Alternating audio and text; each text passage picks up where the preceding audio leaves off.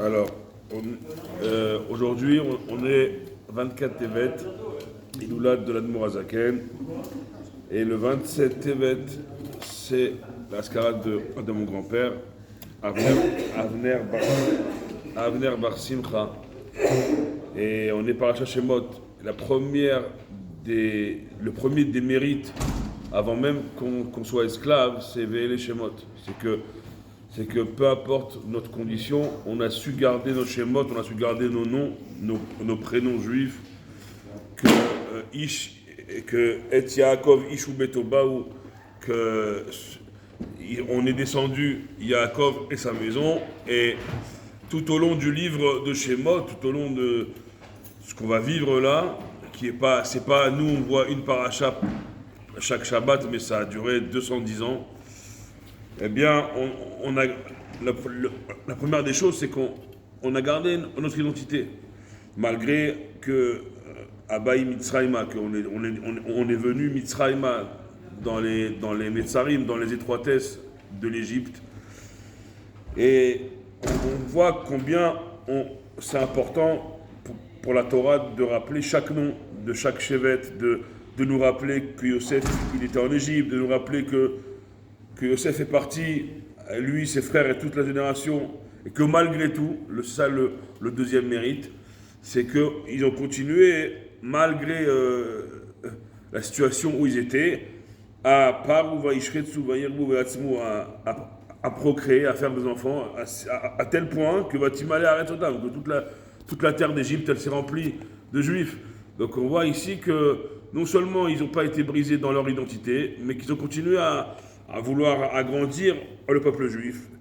Et on voit aussi, rien que dans la première montée déjà, on voit pas mal de choses, que le manque de Hakaratatov, que soit dit, même si c'est un nouveau roi, admettons, mais quelqu'un par exemple qui sauve un pays de la mort comme Yosef il a fait, même 300 ans après, tu t'en rappelles.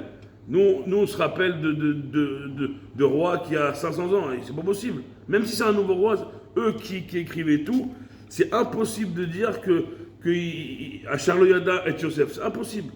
Et alors, encore pire, la deuxième version de Rashi, c'était le même roi qui était à l'époque de Yosef, et qui a sciemment, délibérément et volontairement occulté tout ce que Yosef a fait. De là, nous, on apprend qu'une des leçons de l'exil et pour en sortir, c'est Hakaratatov, savoir reconnaître les bienfaits qu'on nous fait. Et malgré ça, donc en vérité, il a pris comme prétexte qu'il ne connaissait pas Yosef, ce qui est entièrement faux. Il nous a mis en esclavage Béfarer de manière très très dure. Et on va dire le mérite qui est à la fin de la première montée, qui est très fort aussi, c'est Paro, il demande aux sages-femmes juives, si c'est un garçon, vous le tuez. Si c'est une fille, vous la maintenez en vie. Et on voit ici combien Moshe Rabbeinu, il n'est pas venu de rien, il est venu de Shifra et de Poua. Shifra et Poua, c'était Yocheved et Myriam, sa mère et sa sœur, qu'elles ont pas eu peur devant Pharaon, soi-disant, de dire oui, on va faire ce que tu dis. Derrière, absolument pas. Ils ont fait tout le contraire. Ils ont mis au monde encore plus de bébés juifs. Et quand Paro il les convoque, il dit on peut rien faire. À peine on est arrivé, elles ont déjà accouché.